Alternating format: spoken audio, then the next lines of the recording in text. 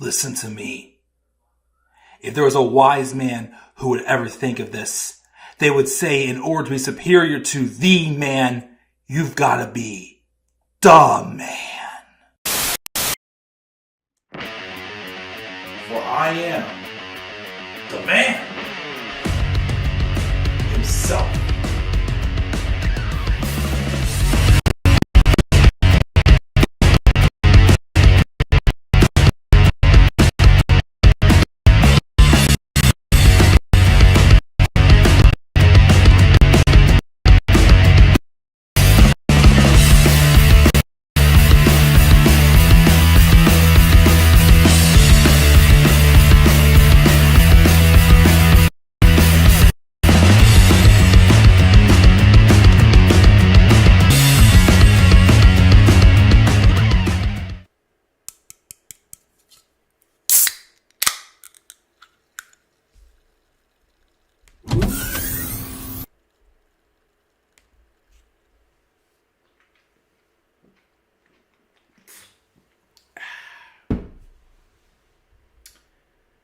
So, YouTubers, just cracked open another can of Coke. Normally anymore, I feel like when I have something serious to talk about, or when I'm pumped, I am hyped, when I know it's going to be a great show, a great review, anymore now, I crack open a can of something. Man, guys, what's going on? This is the Club of the Man 1993. And on this Sunday afternoon, approaching dinner time, we are having the main course right now.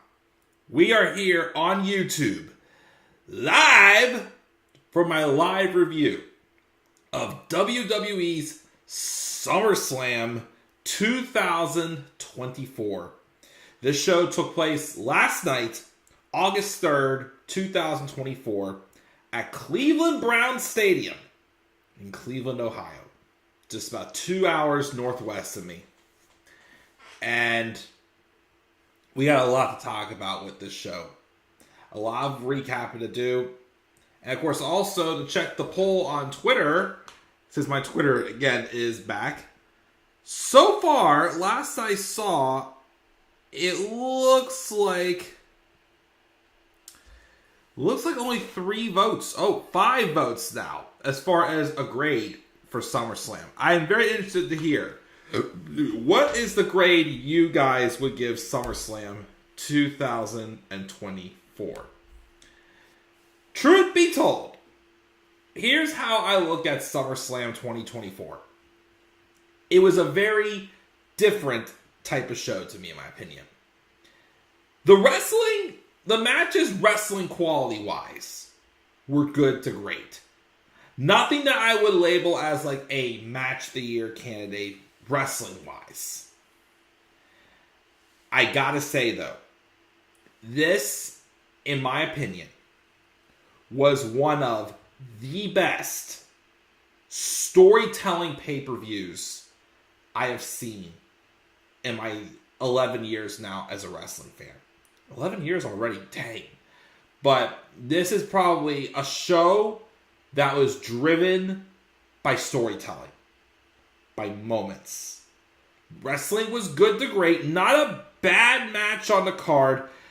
I did expect a little bit better wrestling-wise, if I'm being honest. I think we could have seen a little better wrestling for me to consider this like a classic show. It's not quite to be a classic, but the moments, in my opinion, is what made this show extra special. I wish I could have seen this SummerSlam live in person. I unfortunately was not able to attend. Like I said, Cleveland's only 2 hours away from me. I could have gone with my friends Daniel Gaiza and Joseph Miller, a.k.a. Penta L. Miller, or as he told me last night to call him, J.M. Punk. They both attended. Also, my friend Gene from the Botch Squad podcast was there as well. All 3 of them seemed to have a fantastic time for what I saw their posts they shared on social media and whatnot. And I'm glad they got to go. again, this would have been nice to go to. Again, unfortunately, I have other priorities, other things to put my money towards right now, so I was not able to attend. But again, fantastic show. I ended up watching it with 2 of my nephews instead of just one.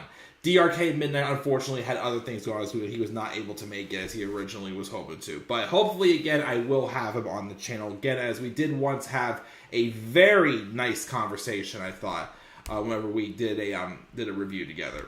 But instead, I had my other nephew, who wants to be known as Usi. And you can follow him also on TikTok at Cheese Kingdom 96 as well, if you wanted to see some of his great edits he's done for sure. But I had a great time last night watching the show. Afterwards, we had some tacos and other food, which was pretty darn good, delicious. Yeah, moments. That's what this show was about. We had the big return to close out the show. Got a little nitpick about it though, which I'll talk about it, but doesn't mean that it's gonna be bad. It just means that, like, would have liked to have seen this. Surprisingly, I got all the matches predicted correctly. Outcomes, not quite, but I got the winners picked right. Not quite the outcome, though, I thought, for one of the matches. But, to me, again, this is a show that, again, I don't think is a classic. But it got a higher grade, in my opinion, because it did exactly what it needed to be. It has me hooked. Has me excited for both Raw and SmackDown this week. Concerned, though, because Jacob Fatu may have been injured in that main event. We'll talk about it. But some people getting some very, very well-deserved moments for sure. And Dominic Mysterio also getting it on finally with Liv Morgan. That's how we actually opened up the show. We're going to talk about all of that here. All 4 of the title changes. All the drama that went down. Everything in just a few moments. First, of course, we are going to check the live chat and see who we got here. We've got Tyler, who's in the live chat, saying he thought the opener was awful. And also, this did not feel like a SummerSlam to him. If you feel that way, that's fine. Like I said, I, again, just enjoyed this solely because more so of the moments. And, again, just the storytelling. It was a legitimate show that had purpose and a hook to it. Wrestling could have been better? Yes. I think it could have been a better show wrestling-wise. Had we have had maybe like a classic or two would have made the show like a classic. And maybe one of the best SummerSlams of all time. You still could kind of put them in around the top 10 out, like the 37. It was a very strong show. Like I said, the storytelling was off the charts. The moments were there. And that's some things that can be, in my opinion, a little more exciting. The moments rather than the wrestling. But, you know, it's totally okay. He also said he thought Becky and Charlotte were going to come back last night. One return, what a letdown, he thought. I mean, if that's how you feel, Tyler, it's totally fine. Like I said, I love the show. I again, was wishing I could have been attended, but like I said, I got a lot of other priorities, got a kid on the way, got a house and family to take care of. So, unfortunately, again, I have my priorities right now. But again, hopefully someday I will attend another SummerSlam, another WrestleMania. It's my goal. I would love to do it again.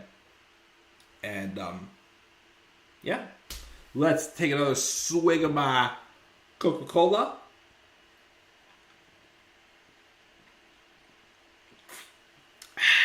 And we'll get started here. Talking about this show, SummerSlam 2024. This is also, of course, the 37th SummerSlam, and of course the 37th one in the SummerSlam review series, as I did add that into the SummerSlam review series playlist and the pay-per-view playlist. And also, SummerSlam 2005, 6, 7. I've now been doing pay-per-view reviews for 7 years. The first actual pay-per-view I ever did a review for was SummerSlam 2017, I believe? Or was it NXT TakeOver that weekend? I would say, main roster-wise, SummerSlam 2017 was my first pay-per-view review that I did. So, kind of like an anniversary to me.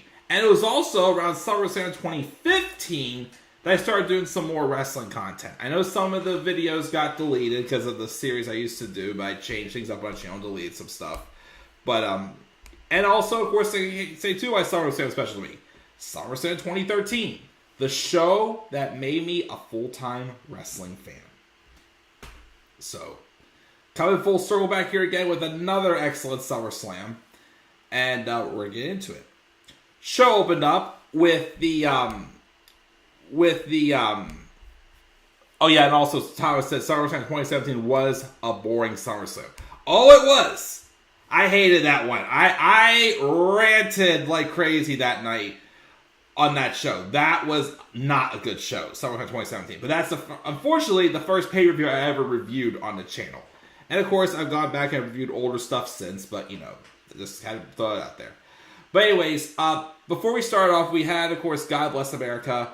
We also had just a brief little concert fight by Jelly Roll to warm us up with his new song, Liar. That was the theme song for SummerSlam, which I think is a super catchy song, by the way. My wife also is a huge Jelly Roll fan. Maybe we'll see him in concert someday. You never know. But, nice little energetic thing. He also did get some offense in later in the show when Miz came out to announce who was, again, the host of SummerSlam. Didn't do a lot, though, on screen as the host this time. And, he did announce the attendance of 57,000 some fans, which is like a WrestleMania-sized crowd. Was it that much last year at Ford Field, or was it a little bit bigger?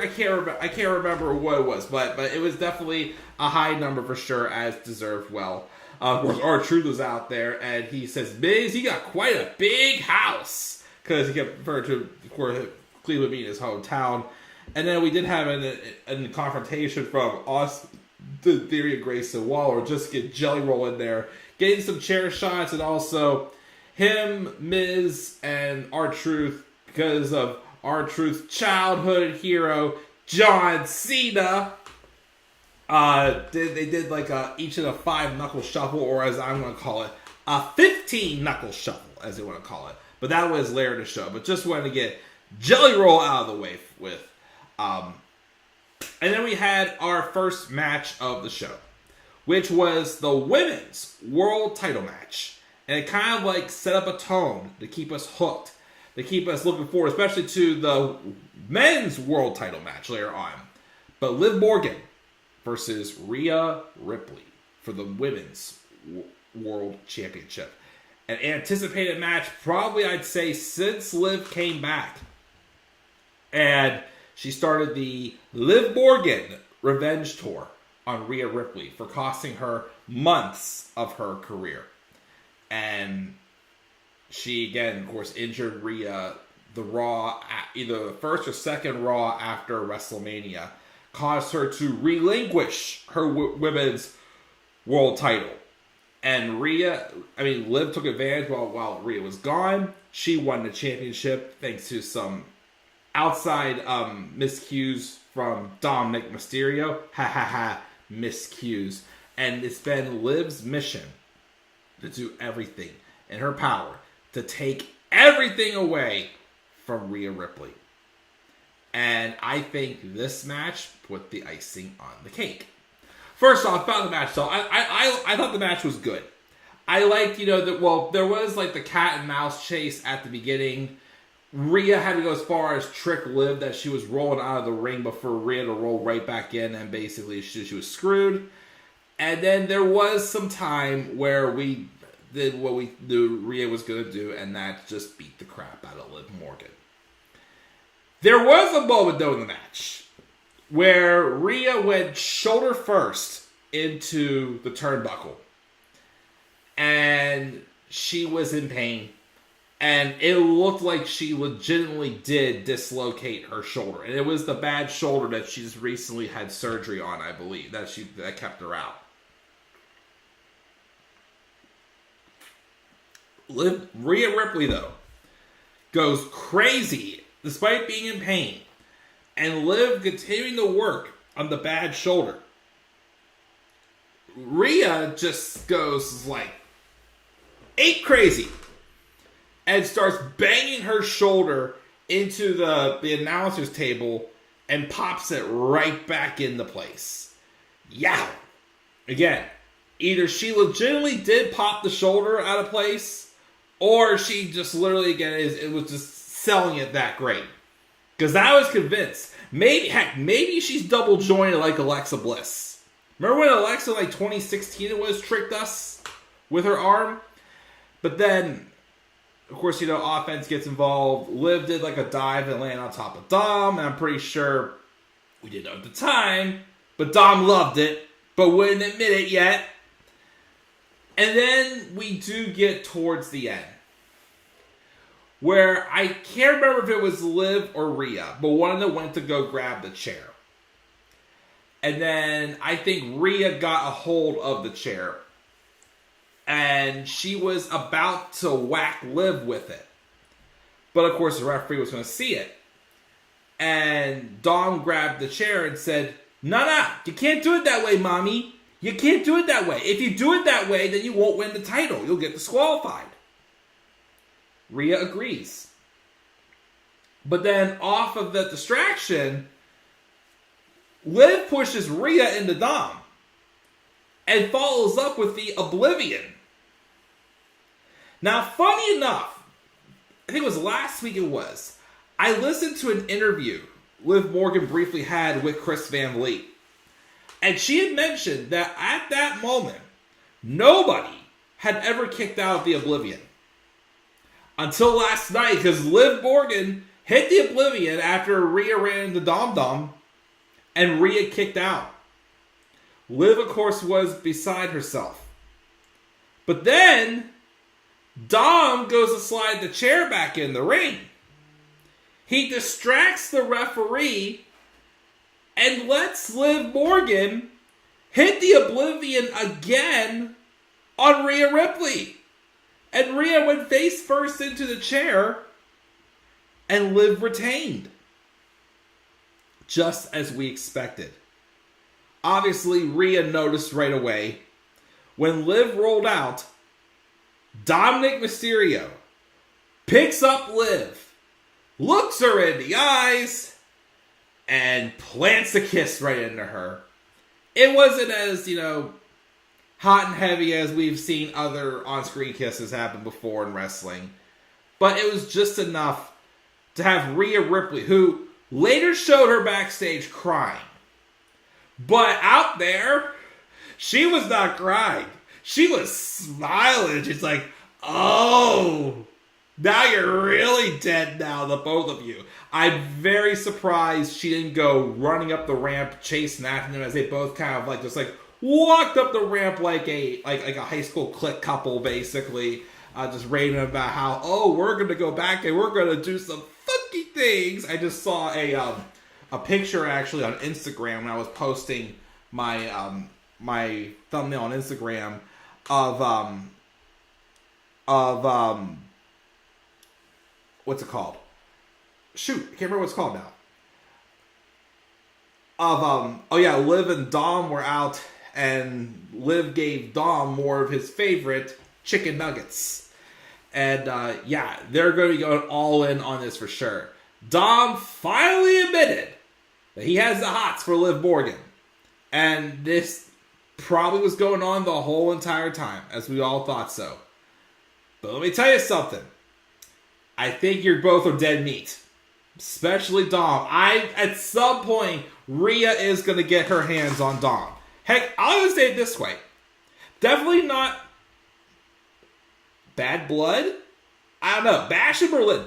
I'm going to predict that Bash in Berlin, I think we're going to see a mixed tag match with Liv and Dom taking on Rhea and Jey Uso, who first off posted some picture on his Twitter thing was of him holding this big black phone, obviously showing the storyline wise he wants to give Rhea Ripley a call. Yeet! But we could see that match. I don't know, because it looks like that they're teasing. I'm starting to think they may continue forward with Sami Zayn and Jey Uso being a tag team. Because I'm starting to believe there could be a chance, if they're going to make Survivor Series War Games 5-on-5, they could have Sami Zayn rejoin his former Bloodline mates. Jimmy, Jay, and Roman. We'll talk about that again a little bit later. Maybe at the end of the show I'll save it there. But so I don't know if they're going to keep going with that tag team and have them feud with Judgment Day. Or again, that was just kind of like a one-time deal there. But oh shoot, where was I going with this? I think there maybe a Bad Blood. Although I think Rhea will get another shot at Liv at some point. What if at Bad Blood we did an intergender match with Rhea Ripley and Dominic Mysterio? I actually kind of want to see them do that. I really kind of do want to see that happen. Rhea Ripley gets her hands on Dominic Mysterio and just whoops his ass. It could happen. You never know. I actually kind of want to see it. But again, I think we're going to get a mixed tag at Bash in Berlin. I was going to say, instead of, at first it wasn't for Jay, maybe have Damian and Rhea team up. But Damian's probably going to be feuding with somebody else. We'll talk about that when we get to the world title match, how that outcome came as well. But first, also, before we even got there, this is kind of like, I get why they did this match first, because they wanted to make us wonder what's going to happen later on in the show, because afterwards, they had Judgment Day in the clubhouse chilling. Damian Priest came storming in, wondering where Dom is. And he is furious, like, I'm going to kill that kid, I'm going to kill that kid. And then he even asks Finn, did you know that was going to happen? Finn claims he didn't. Did he, though? Did he, though, know it was going to happen?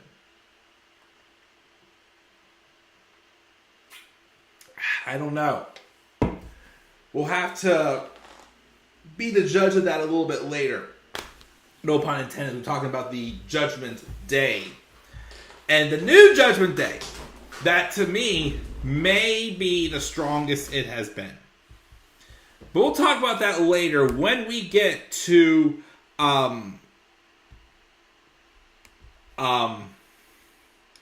maybe later when we get to the world title match of the men. But that's how we start off the show with Dominic Mysterio finally giving in. We'll finally reveal the truth where his heart lies with who he really has eyes for right now.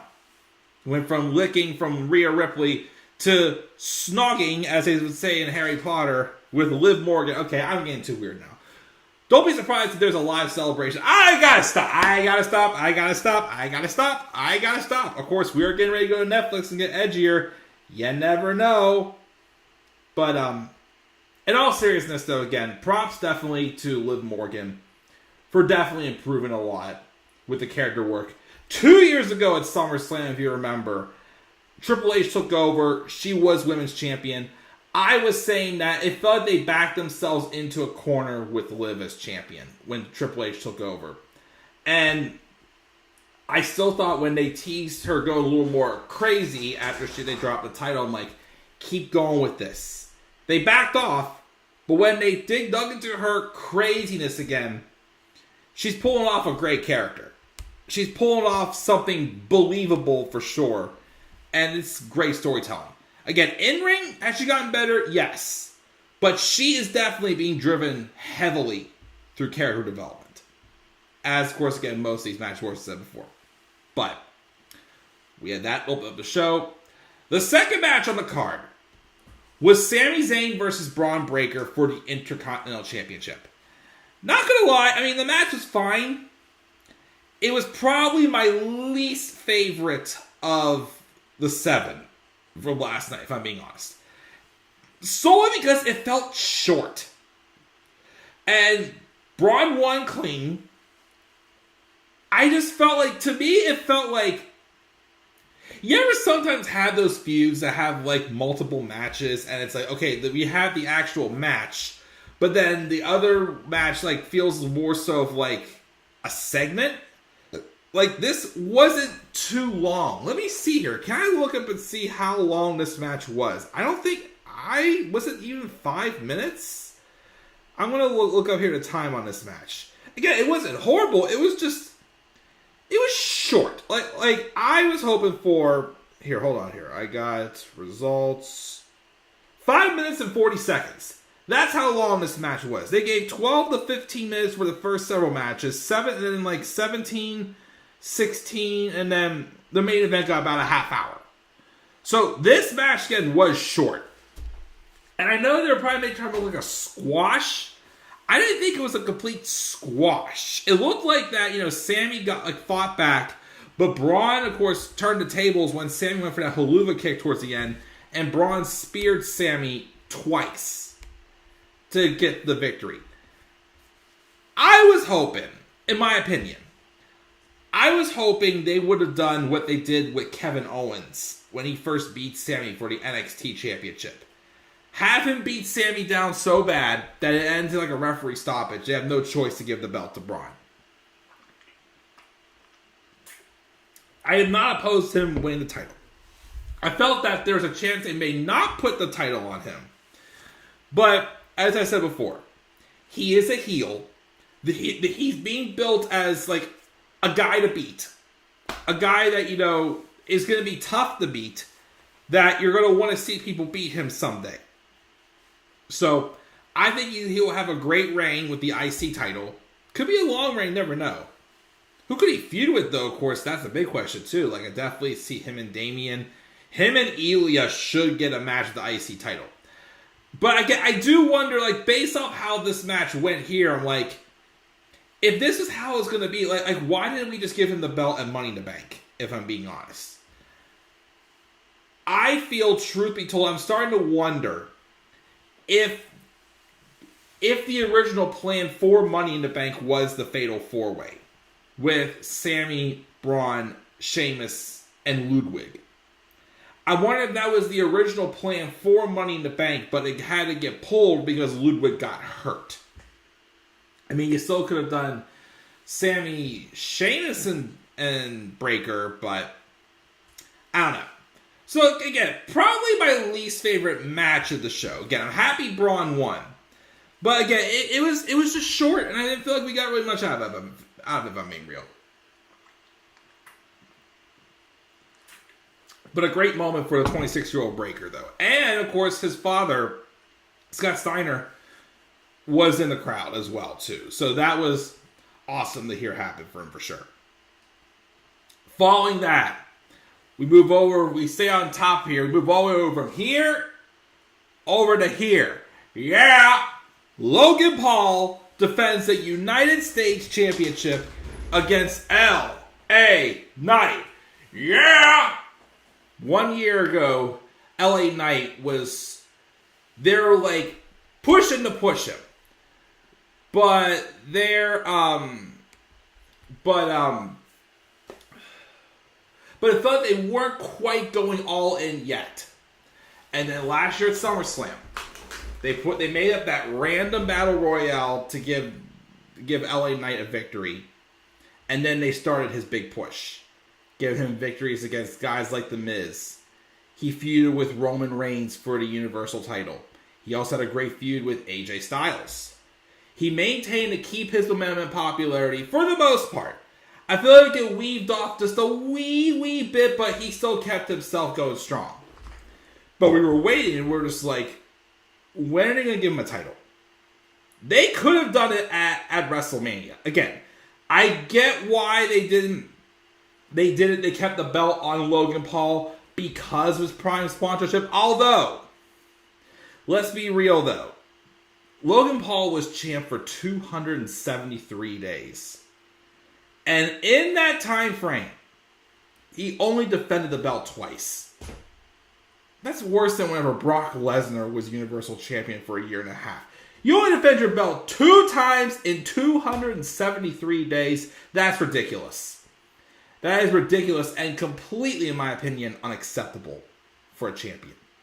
Like I keep saying, if they ever try to bring back that rule where you have to defend the title in 30 days, then stick with it. Because if not, that rule is bullshit. But the match was great. They started off with a long brawl because, well, LA Knight came after he stole Logan Paul's Prime truck on SmackDown Friday night. And then he took a long metal rod and started poking holes through the glass in the truck. And then they had like a nice brawl before it started. Logan Paul also came out with, I forgot which rapper it was, in his special entrance. The match I thought was really good. My favorite spot, though, in the match, and I had to include the pose when he was in the air, and I found a photo online of it. Logan Paul did, again, may not be a fan of the guy personally, but I can't deny his talent in the ring, his ability as an athlete.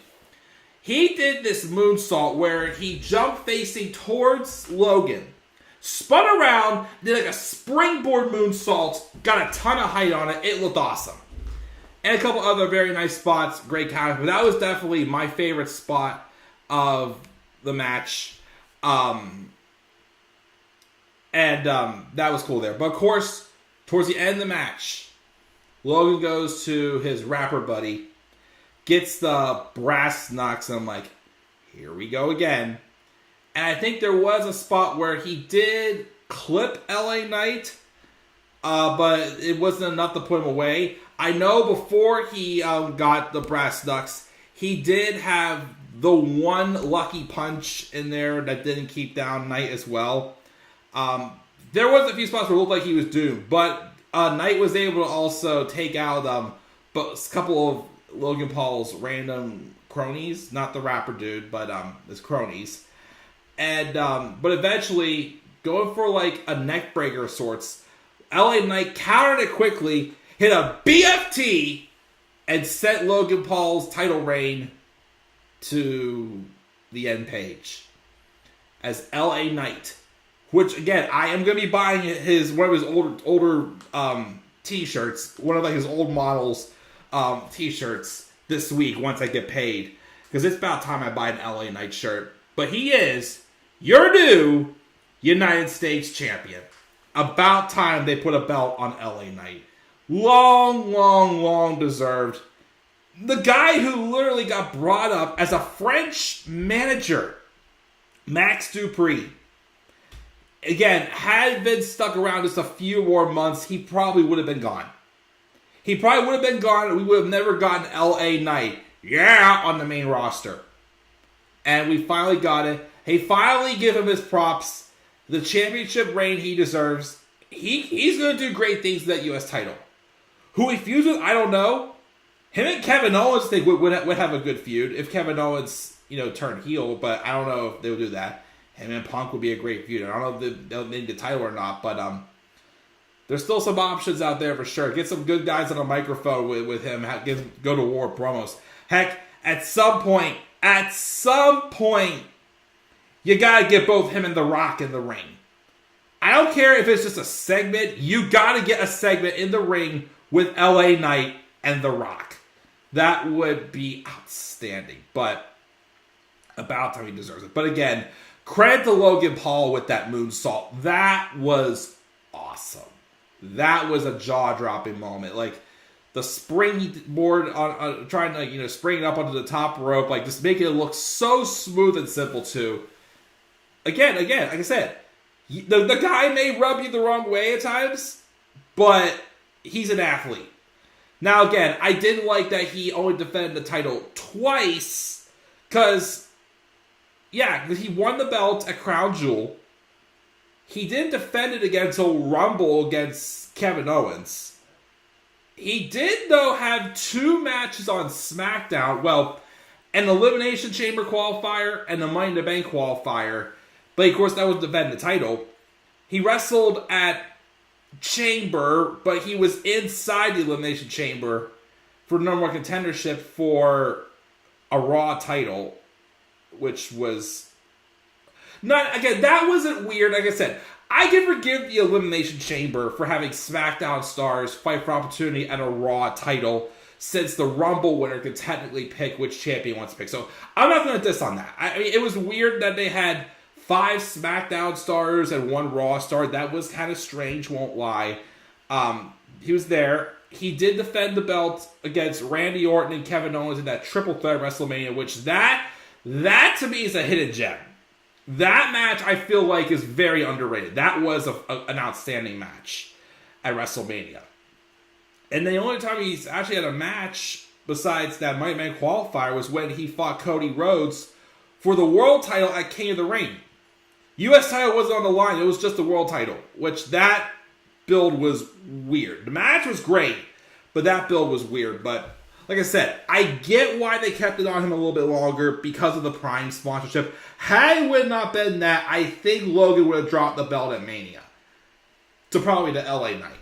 But we got here at SummerSlam, though. But that's awesome, seeing LA Knight finally get the title.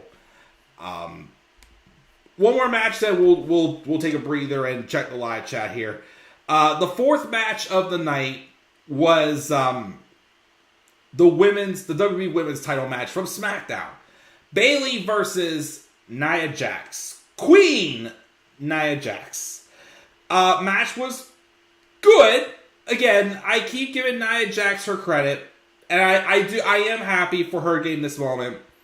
She does deserve this. Again, she came back, and even Triple H said it too in the press conference afterwards. Nia Jax came back last September, the last Raw before the TKO closing went into effect. And myself, a bunch of us also were all just like, why? Even Triple H said people were questioning the WWE as to why they did. But, again, although she still has her cringy mic moments, in the ring she's so much better. This woman did a rolling senton on the floor. I've never seen her, her agility is in there more. She's doing submission holds, elbow drops, and there's even a moment where she got she was viciously beaten down on Bayley, and she's like, reckless, huh? And I'm looking at her like, you don't look reckless there. You look dominating, but you don't look reckless. So I'm so much better than what she used to be. And again, I know I've recently said that this definitely was not one of Bayley's strongest title reigns. Give her credit, though, she could still put on a great match. I thought she looked good in this match, too. And I was surprised to see she kicked out of the Annihilator. That's right, Nia Jax had to hit 3 Annihilators on Bayley to put her away. She kicked out of the Annihilator. I was stunned. And then Tiffany Stratton did come out and, tease a cash in, but Bayley just pushed her off the apron. I'm like, not yet, not yet. It's going to be a bit until I think Tiffany Stratton should cash in. This time too, Bayley even picked up Nia Jax and did a powerbomb on her. I don't think their NXT TakeOver London match had that in there either. And certainly as hell didn't have that on their million matches on Raw in 2017 or whenever they fought a million times. Funny enough, remember back in the days when Bayley used to either just be on the main roster, she was only fighting Nia Jax or the Riot Squad. Yeah, remember that year whenever Bayley and Sasha Banks did nothing but fight the Riot Squad all year? So glad those days are way behind us in the rearview mirror, by the way. But eventually, yes, after the distraction, Nia hitting, I think, 2 more power bombs on Bayley, then hits 1 and then a second Annihilator, and Nia Jax wins the women's not the world title. Just the WWE Women's Championship. The second time she's won a singles title in her career. First time, of course, since 2018. She's had a few tag title reigns that are very forgettable, of course. But, once again, credit to Nia Jax. Massive improvement over the years, for sure. She deserves this. She definitely deserves this. I know, of course, myself, other content creators always gave her crap. The has and everything else. The my holes, all that stuff. I know it probably wasn't the easiest times. Of course, everybody would down her for her abilities. And again, I'm sorry, but she was green for the longest time. Is she a Hall of Famer? I wouldn't say a Hall of Famer. I wouldn't say she's one of the best ever, but she's a ton better than she was a few years ago. But a well-deserved victory for Nia. I'm happy for her. And, we'll see where it goes. I'm pretty sure she'll have a feud with Charlotte. I do think Charlotte's coming back very soon. I don't think Tiffany Stratton also is going to be cashing in anytime soon either. Give that one more time. Give that time. Have her season out a little more on the main roster, and then put the belt on her. But she will eventually successfully cash it, as I believe. Alright. But before I check the live chat, I need to step out just for one quick second. I'll be right back, guys.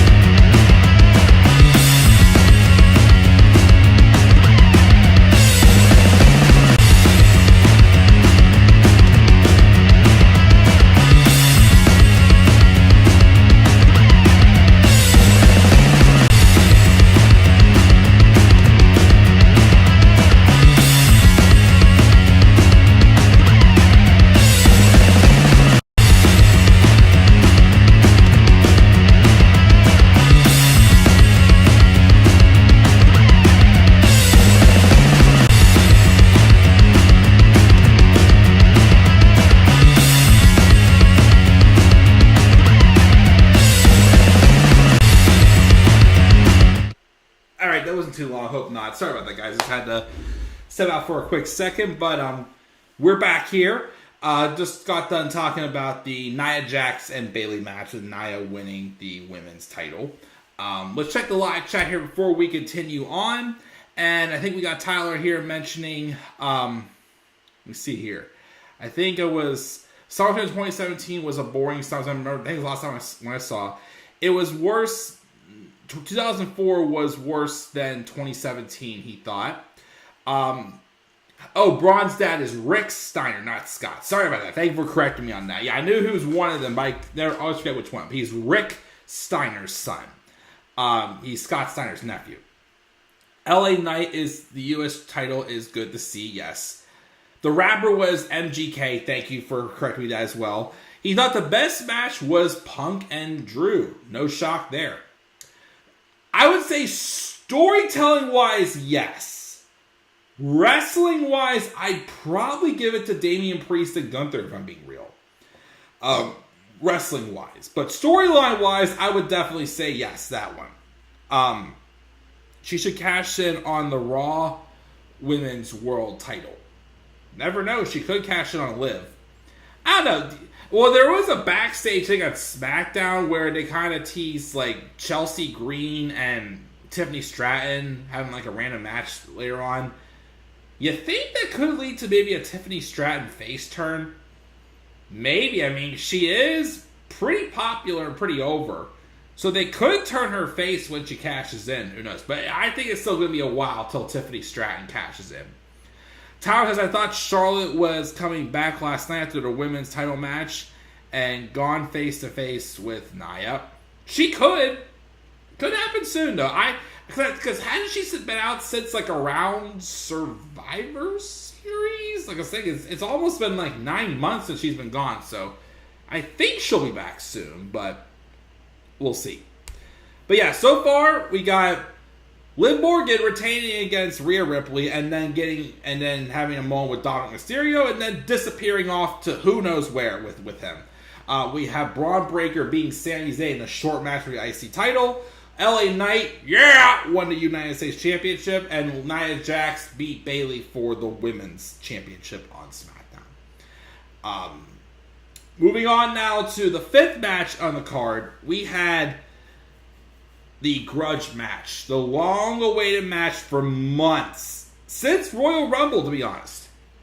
Drew McIntyre took on CM Punk with Seth Rollins as the special guest referee. This was CM Punk's first singles match in WWE since returning last November.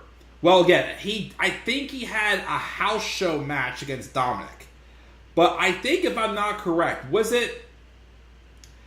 I think his last match, singles match, that is. Because his last match, of course, before Rumble this year, was Rumble 2014. And of course, this is his first singles match back. He's also in Cleveland, Ohio, the city where he walked out on, and also made his UFC debut as well. Was the last match, singles match, he had him and Roman? Because I remember at the beginning of 2014, he had it in the main event of that old school Raw, they called it. I think he had a one-on-one match with Roman Reigns. Or was it...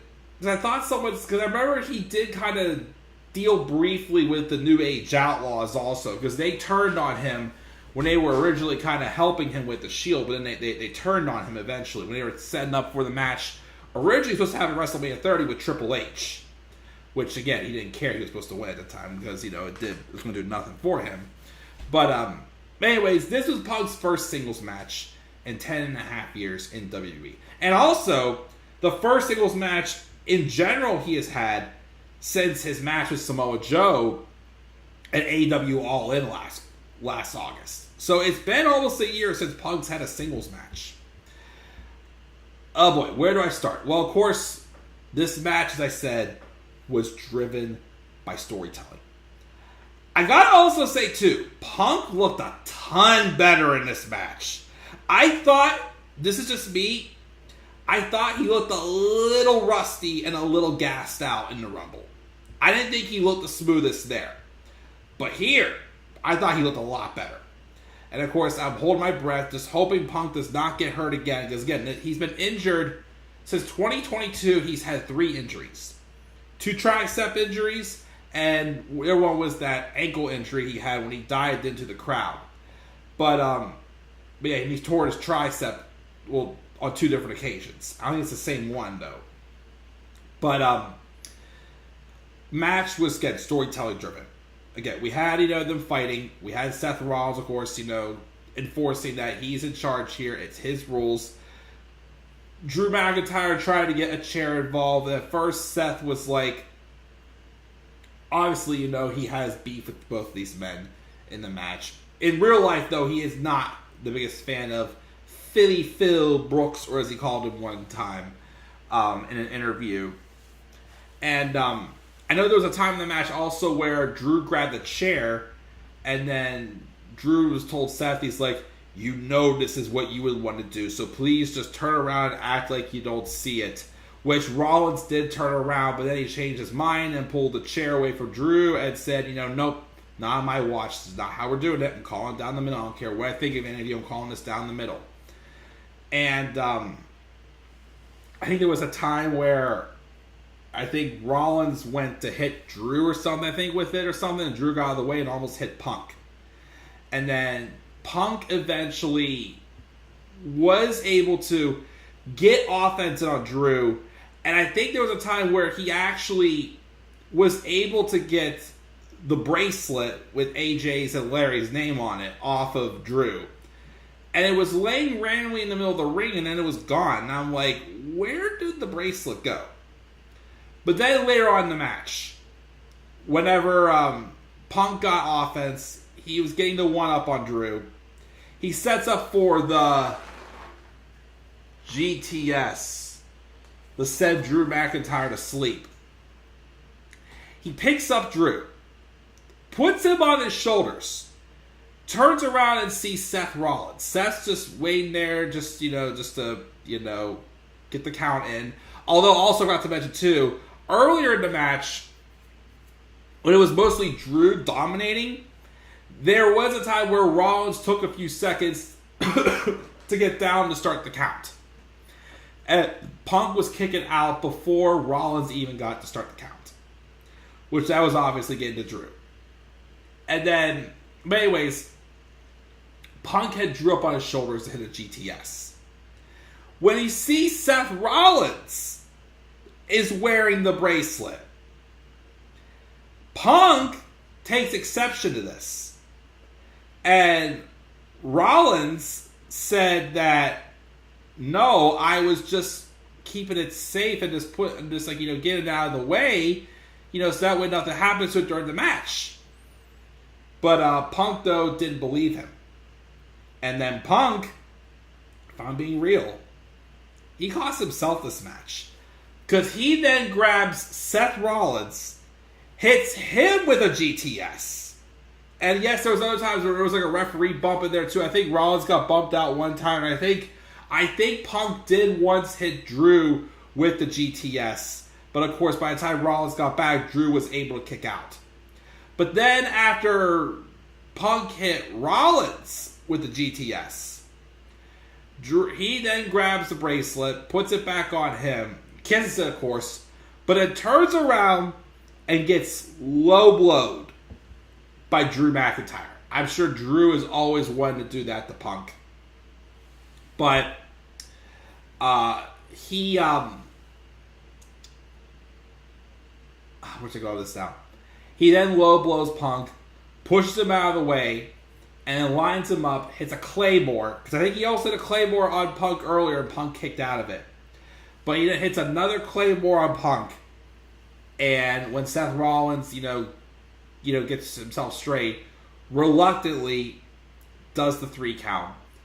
And as I predicted, as I think others thought so too, Drew McIntyre gets a win over his big arch nemesis currently, CM Punk. And again, Seth Rollins inadvertently cost Punk the match. But again, you gotta admit too, it was CM Punk that let it get to him. He didn't believe Seth Rollins, that Seth was just trying to get the bracelet out of the way. Was it on him? Yes, but he was just trying to get it out of the way. Or was he maybe? Who knows? But, and Punk snapped. He snapped completely. He just, again, was blinded by rage, as Phil Brooks can be sometimes, not going to lie. But they made storyline-wise, and it cost him this match. And then, of course, afterwards, Drew takes the bracelet and leaves with it. This is far, far from over. Now, if they have another match at Bash in Berlin, I'm going to say that could be the triple threat. They could do I think they'll either do a triple threat, or I think Rollins is going to be the one to fight Gunther. Which I just gave away, of course, the results of the world title match. But I even still thought they could have done Gunther and Seth Rollins on this show. But instead, they did great with Damian Priest, of course, too, who deserves it. I just still think Seth Rollins and Gunther is a big pay-per-view match, like a show for SummerSlam. But storytelling-wise, this was definitely the best match storytelling-wise on the show. Eventually, it's got to lead to Hell in a Cell. This feud has gotten personal and more personal. And again, Drew getting the win here, I felt was more necessary. Because again, he had been screwed over how many times? He's got to show that when he's not getting screwed over, he can be dangerous. Which of course he did. He walks around with a smug smile and smirk on his face and whatnot. Taking selfies with Jack Perry and whatnot. Drew's just awesome. I am hoping he does get another legitimate reign.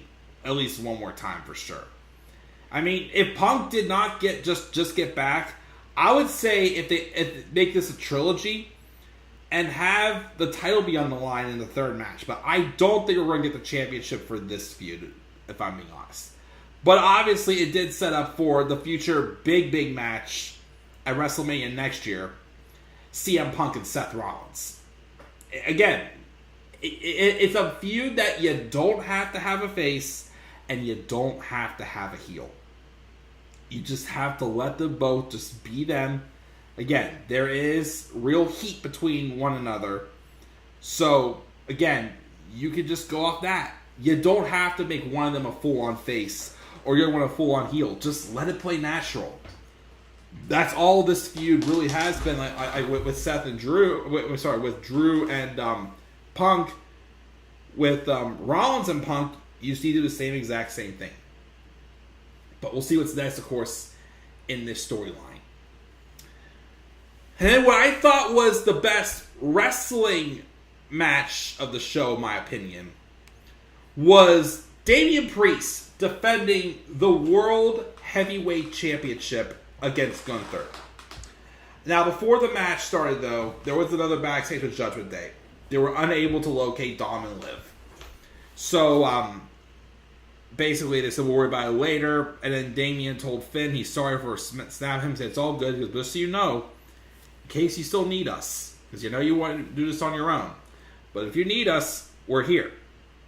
So they go out and they have their match. Pretty hard-hitting match.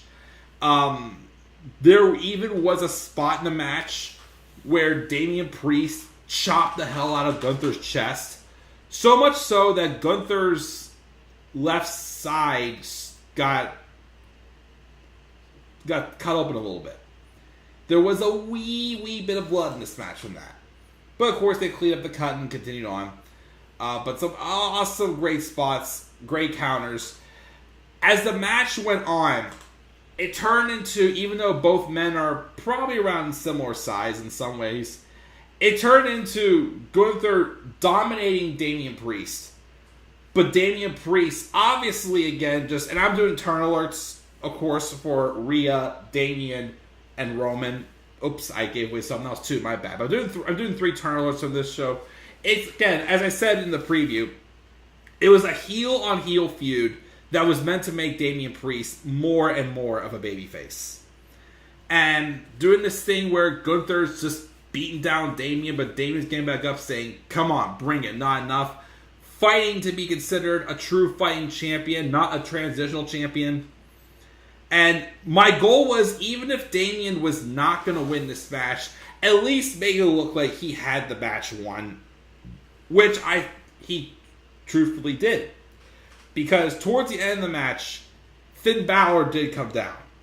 He was standing at the apron, banging on the apron, encouraging his Judgment Day brethren along. And he even had a comeback. And he hit a South of Heaven on Gunther.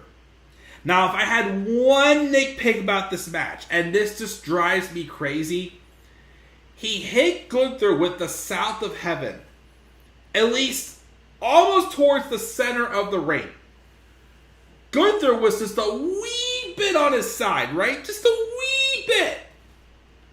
But instead of just laying him back flat where he was at, he rolled Gunther all the way up next to the ropes.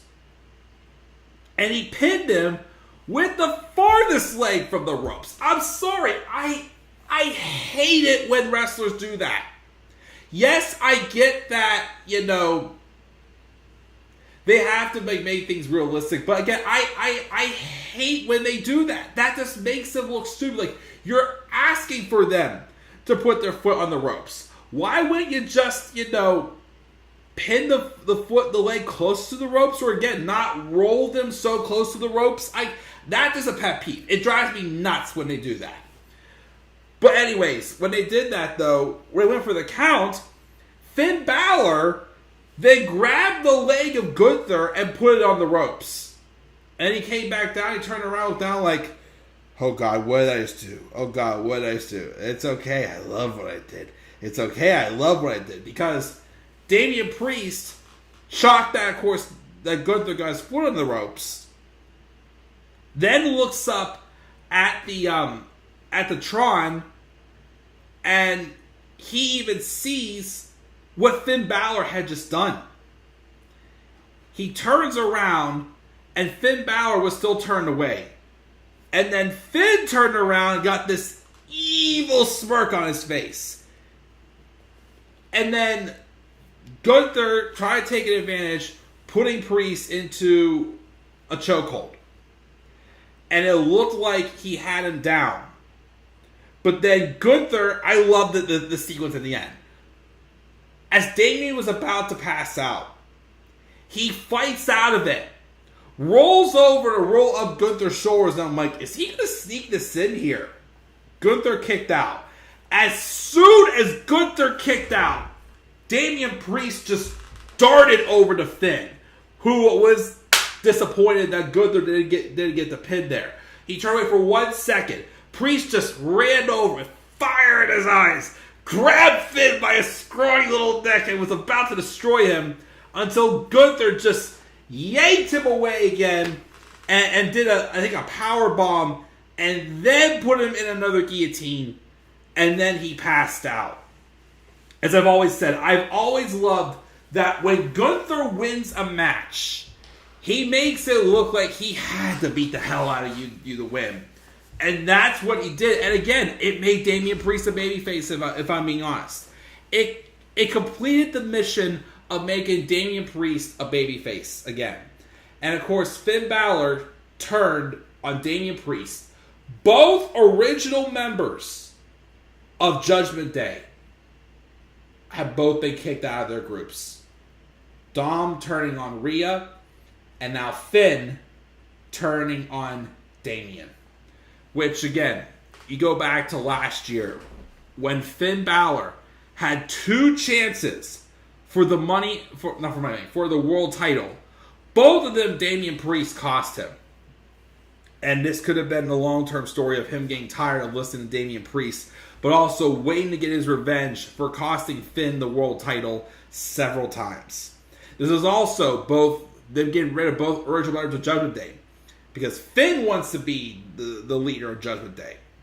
And now you have a Judgment Day with Finn Balor, JD McDonough, Dominic Mysterio, Carlito, and Liv Morgan, where all of them have had stronger success together. More things have worked together. Yes, you had Rhea as women's champion, and then Finn and Damian with the tag titles for a while. Yes, but let's face it, the original Judgment Day's booking was not so smooth.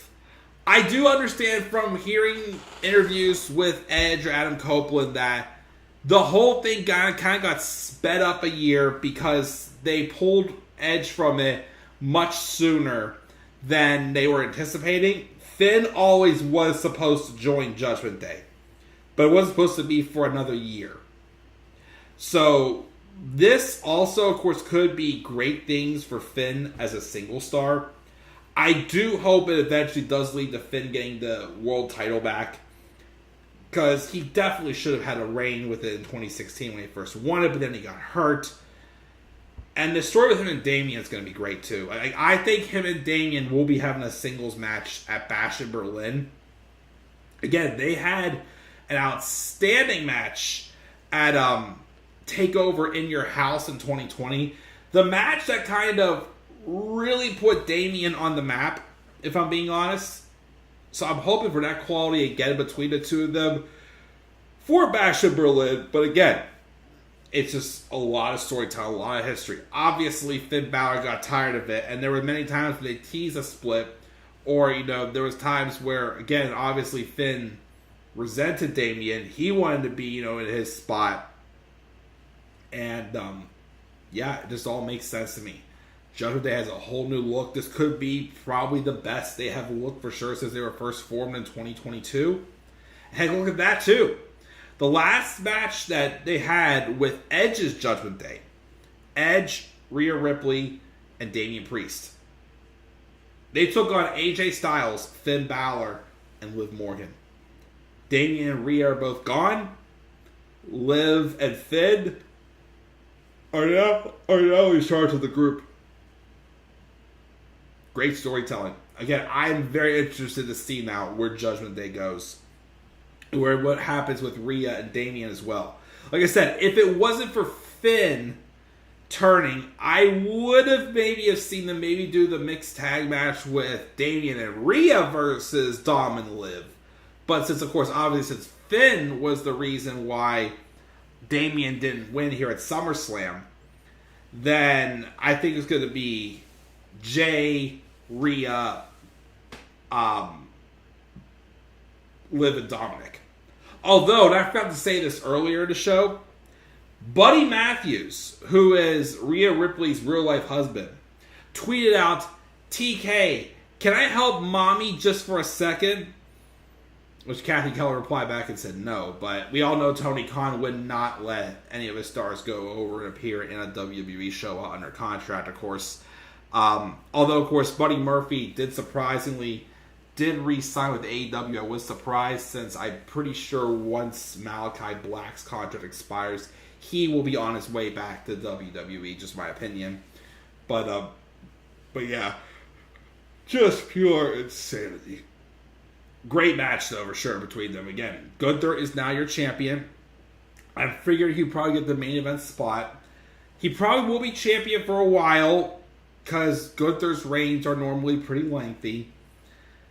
I would say maybe eventually you build up Elias to be the one to dethrone him, or could be someone else, you never know. I still kind of wish they would have had, like, if Gunther either beat, like, a Seth Rollins, or heck, the match I still think it's got to happen one-on-one. Gunther and Cody Rhodes. I thought Gunther should have gone to SmackDown with Cody and would have had Gunther dethrone Cody based off of their history, of course, especially going back to the 2023 Rumble. They were the last two remaining. But Gunther's your champion now. We'll see where it goes. And then finally, the main event. Cody Rhodes and SIkoa for the Undisputed WWE Championship. Again, won't lie, this was the match I was the least excited for. Again, the only reason why I did live reactions was because of the moment that would happen at the end. But before I get there, the match itself I thought was fine. It took a while for, like, things besides, like, a standard singles match to get going. I did at least appreciate, though, Solo looking dominant. Again, I've said this many times, I'm not a big fan of whenever they have someone, get into, like, either a bigger role or someone turn heel or something like that. And you've been proven before they can win matches clean on their own.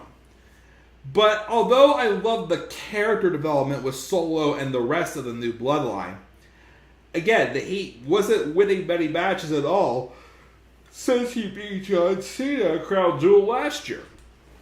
And ever since then, it's like he's lost a lot of matches, but then when he actually does wrestle and has help all the time, he just looks like that, he looks weak. And I'm like, he can seriously win a match on his own if you would just allow him to. And I thought he looked great in this match. Like, I'm watching this Solo look at dominate, and I'm like, well, how we would have had this more often? I would have been totally okay with Solo winning the belt last night, if I'm being honest. But, of course, that didn't happen. Finally, eventually, the Bloodline came out. Well, first, it was just Tama Tonga and Tonga Loa. Now, to take a step back also for a second, on Cody's way out to the ring, he ran into his former manager in AEW, Arn Anderson. And he pretty much told Cody, hey, I got some help for you coming in case you need it. And the help did come out. It was Kevin Owens and Randy Orton. As they came out and they fought off Tama Tonga and Tonga Loa. And then, of course, the match continued on. And you knew that Jacob Fatu saw it come out and someone else was going to get involved. Well, Jacob Fatu did come out. And it looked like he was going to set up for Cody to get squashed. But then he went and did this, like, splash from the apron, from the top turnbuckle, through the announce table. After that, though, it looked like Jacob Fatu may have for real gotten hurt. Last I heard, he did have his foot in the booth, but it looked like something with his foot or his ankle got hurt. Hopefully he is okay, because him and Tama Tonga still did just win the tag titles, unless they freebird rule and give it to Tama Tonga and Tonga Loa, who knows. But that was scary. So I wonder if he was supposed to be in the ring when Roman came out. Speaking of which, though, both men were laying in the middle of the ring. And then Roman's music hit.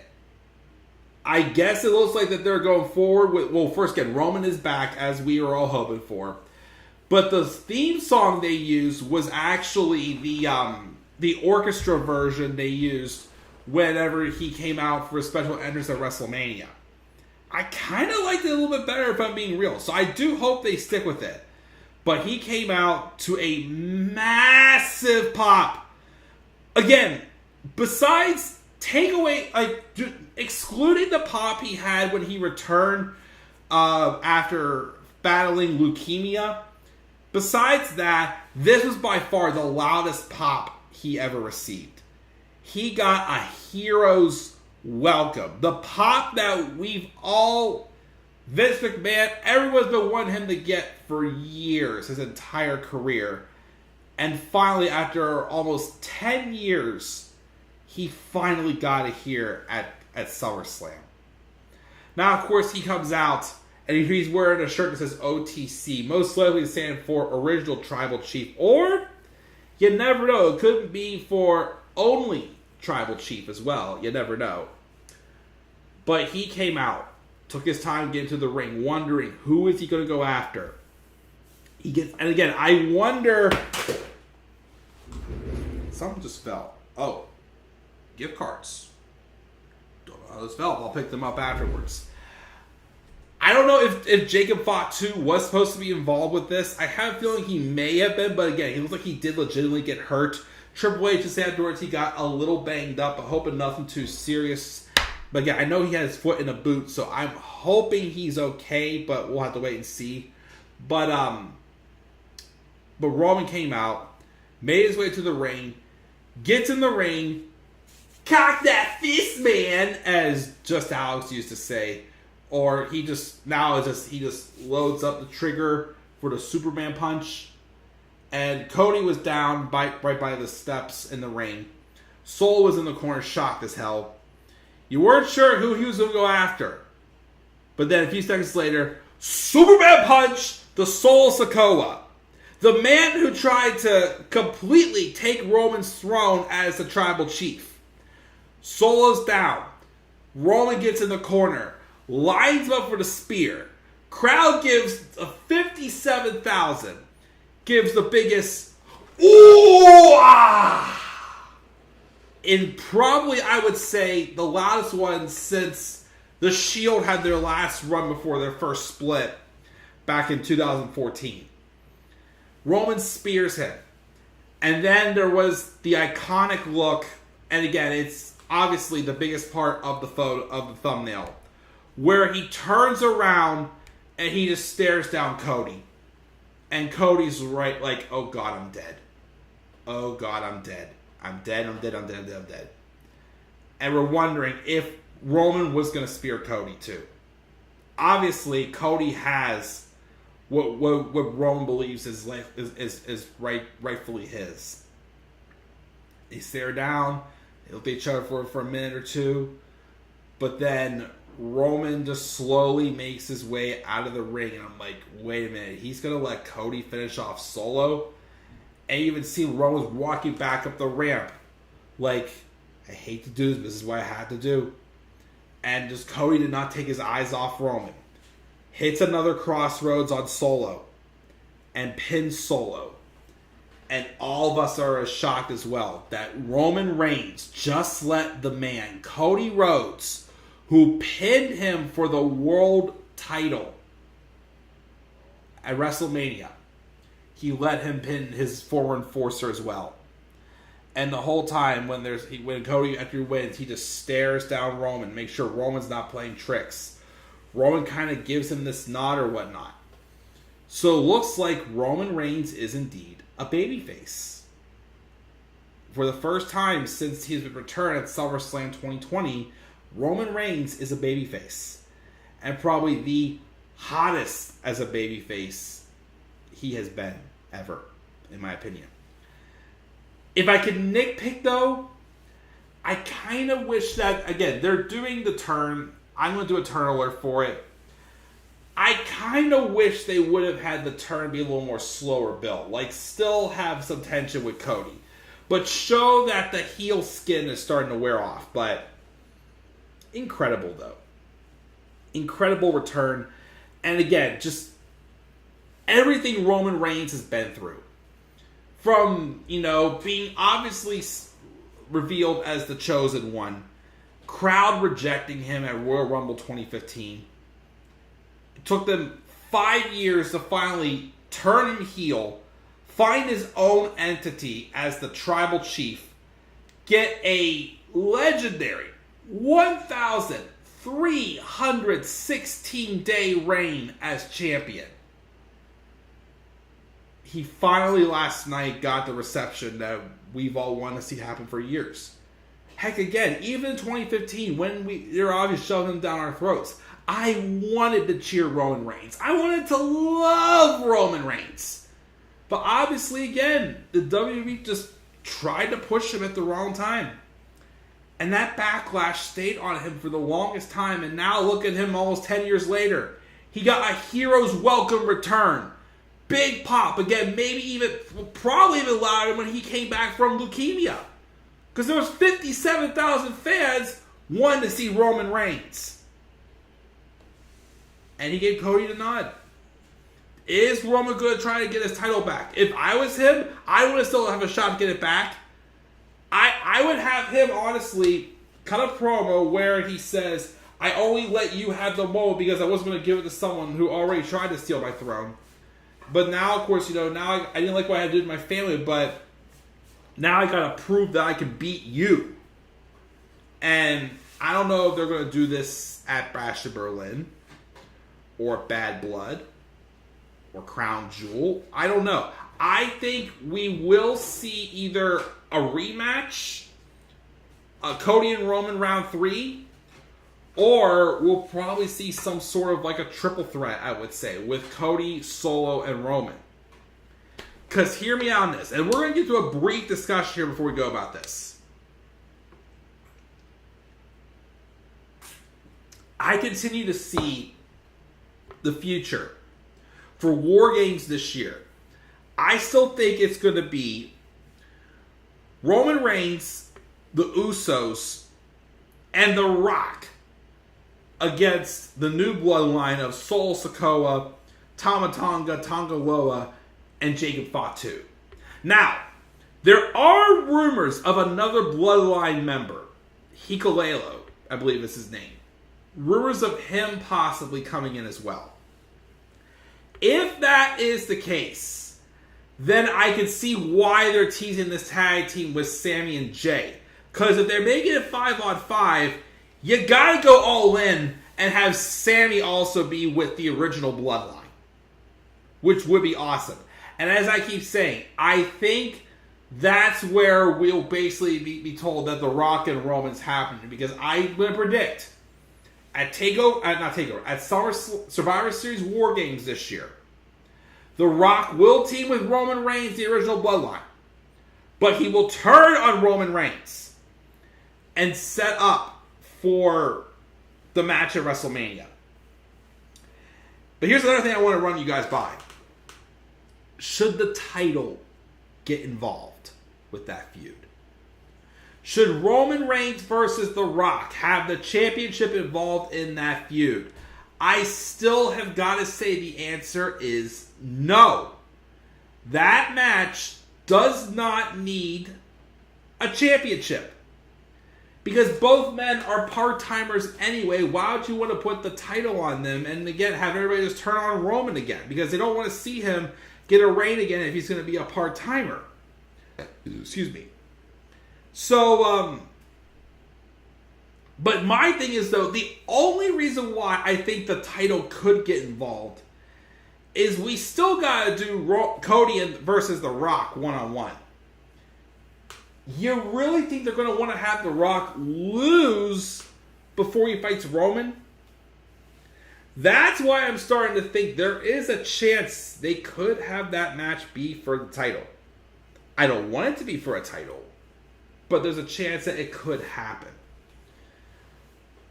If not, then if it's not The Rock, which again I'm hoping for the match, but I don't want The Rock to beat Cody. Or The Rock to win the title and have him and Roman be a title feud. I don't want that to happen. I would think that people said that John Cena could be the one to dethrone Cody Rhodes, win his 17th world title. Maybe. But we'll just have to wait and see. Will we have to wait till SmackDown to see Roman? Or could it be like how it was after Money in the Bank 2021, where John Cena came back, and even though he was going to be on SmackDown most of that run, he made an appearance on Raw to explain his actions. We could have that with Roman as well. You never know. But yeah, like I said, main event was fine. Again, I like that Solo had a dominating period, but again, it's like the moment the rest of the Bloodline came out, it's kind of like he just like eased back down or something. I don't know. It was strange. Wow. That's my SummerSlam review, guys. I gave the show an A-.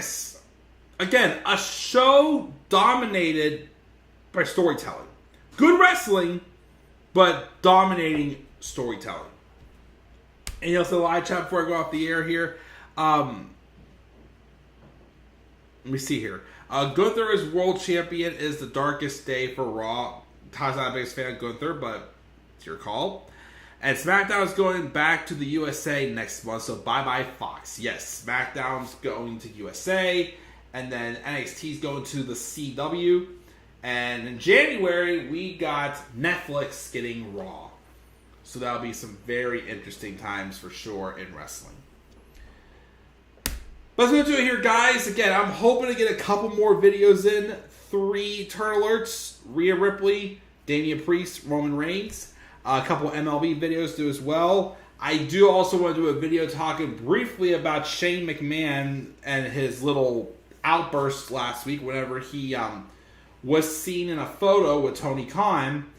And also got to mention as well about Britt Baker's suspension. So I want to make a video, hopefully on all that stuff as soon as possible. And continue on as long as the channel support. Get a long review, but effective review. Gave SummerSlam 2024 an A-. What are your guys' thoughts on SummerSlam 2024? Again, do you agree that it was a dominantly storytelling show full of moments? Could the wrestling have been better? Well, guys, what do you guys think? What grade would you give? Leave your guys' thoughts down in the comments section below. And also be sure, as always, to slap a like on the video and subscribe for more content on my channel. Follow me on Twitter as well, the Club of the Man 93. I'm gonna try to get some more polls out there as well to get the new Instagram and Twitter pages up and rolling. So you can follow me on Twitter again at the Club of the Man 93. TikTok and Instagram is the Club of the Man 1993. And until then, guys, I'm checking out. We'll catch you guys all later. Have a great rest of your Sunday. And do not forget, in order to be superior to the man, you've got to be the man. And for I am the man himself. And that is not just an opinion, my friends. That is a fact of life. Yeah!